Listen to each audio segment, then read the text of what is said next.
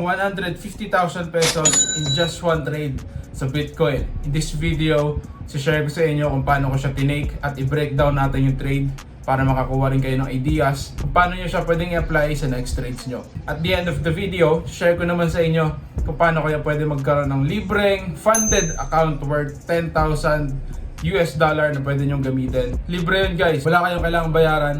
Kailangan nyo lang ipasa yung challenge. Magkakaroon na kayo ng libreng $10,000 na capital. Anyway, breakdown na natin yung trade. Punta tayo dito sa Bitcoin 1 hour time frame. Kung makikita nyo dito, yung nakaraang pump ng Bitcoin, mataas-taas yung naging pump niya. Ang mindset dapat dito, pag nakakita kayo ng malalaki or mataas na pump, hindi na dapat natin siya habulin. Kasi ako naiwan ako dito eh. Hindi ako nakapag-entry ng long. Kadalasang mali kasi ng mga ibang traders. Pag nakita nila pump ng pump, hinahabol nila yung trade. Like, ang taas na ng price, bibili pa rin sila, magbabayad pa rin. Pag ganun yung nangyari, kadalasan, masa-stop out kayo kasi babagsak siya. Ito lang lagi nyo tandaan guys. Lahat ng tumataas ay bumabagsak. At lahat ng bumabagsak ay tataas din. Hindi natin kailangan habulin lahat ng price movement. In this case, hindi ko na siya hinabol. Hindi na ako nag-buy or nag-long. Ang naging mindset ko na lang dito is, aantayin ko na lang siya magkaroon ng signs of reversal at doon ako mag-entry ng sell short at abangan ko siyang bumagsak. Based sa dito sa nakikita natin, meron siya ngayon binubong trendline. Paano natin nasabing trendline is kailangan meron siyang at least 2 to 3 touches. Nag-touch siya dyan sa zone na yan, tapos umangat siya. That counts as 1. Another one is here. Nag-touch sa zone na yan, tapos nag-pump or tumaas. So that is 2 touches.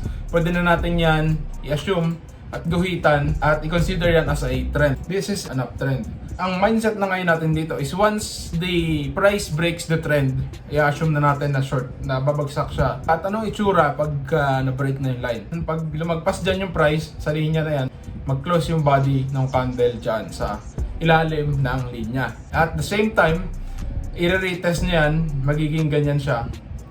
Magka-close siya ng candle dito. Tapos, tsaka siya gaganon. Classic, simple at classic breakout and retest. Kailangan makita muna natin yon bago tayo maghahanap ng entry.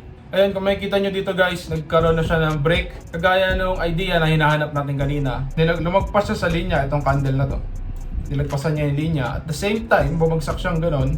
Tapos bumalik siya doon sa taas. Nag-retest siya. Kagaya nung idea na sinasabi natin kanina na dapat ito yung linya, di ba? Mag-break siya dyan, tapos gaganon. Ganon yung nangyari dito ngayon. Kasi bumagsak siya dyan, tapos bumalik siya. Ito yun, bumalik siya dyan.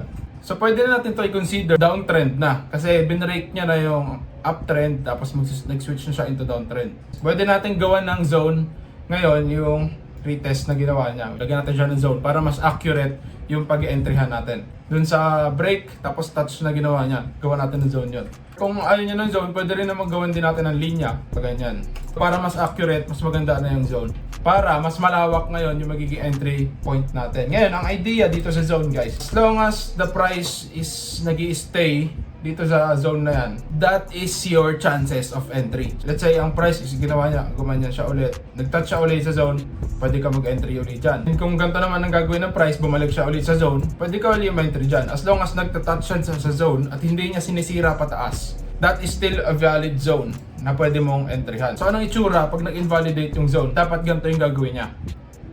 Ganitong itsura, something like ganyan. Lalagpas siya dun sa zone, tapos magre-retest ulit at tataas. Ganon yung idea pag na-invalidate na itong setup natin. So doon tayo magpe-place ngayon ng stop loss sa ibabaw ng zone na ginawa natin. Something like ganito. Tapos ang TP natin is doon sa pinaka-umpisa ng pump. Lagay ka lang din ng zone dyan. This trade will give us a 2% stop loss and 6% TP. Dito na ako nag-entry kasi nasa ilalim siya ng zone. Pero kung naiwan ka dito, pwede ka pa rin mag-entry. Kagaya ng sinasabi natin kanina, bumalik siya dun sa zone. Pwede ka pa rin mag-entry dyan kasi hindi pa niya sinisira yung zone eh. So marami kang chances of entry. Pwede ka dito, 1, 2, 3. As long as nasa ilalim siya. Pwede rin dito kung babalik pa siya dyan. So meron kang 4 chances of entry in case na may iwan ka. As long as ang SL mo is doon sa invalidation point na dun sa taas ng zone. Kasi pag nag-touch na yung price dyan, ang price is tumaas na, nag-touch dito. Ibig sabihin, invalid na yung setup natin at pataas na yun. Yun nga, kung makikita nyo, nilagpasan pa niya yung TP natin kasi ang laki ng binagsak niya.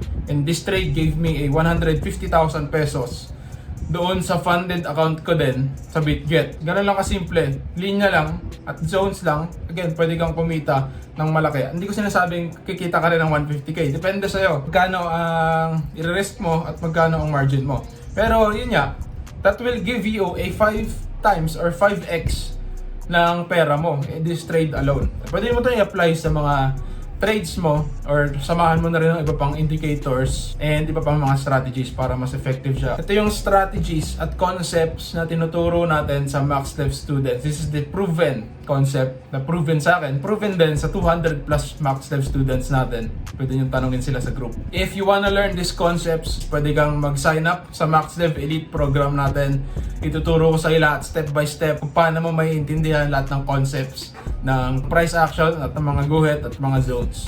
Click mo lang yung link sa comments para maka-join ka sa MaxDev Elite. Anyway, guys, ito na. Kung gusto mo ng free $10,000 funded account, sign up sa BitGet doon sa link ko. Makikita mo rin yan dito sa comments or sa description. I-click mo lang. Mag-sign up ka lang dyan and then deposit any amount.